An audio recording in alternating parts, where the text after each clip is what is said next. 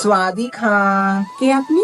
আমি থাইল্যান্ড থেকে এসেছি তোমাদের বাড়িতে কিছুদিন থাকতে আর ইন্ডিয়াতে সার্ভে করতে। ওমা, বিদেশ থেকে অতিথি এসেছে। আসুন, ভিতরে আসুন।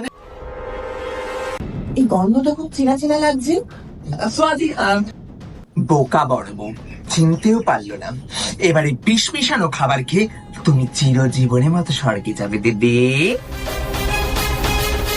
স্বাদিকা, তোমার জন্য থাইল্যান্ড থেকে স্পেশাল খাবার এনেছি, খাও। ও মা,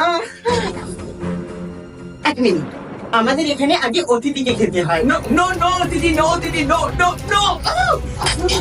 স্বাদিকা, এখানে বড় বউ কে আছেন? ও মা, পুলিশ?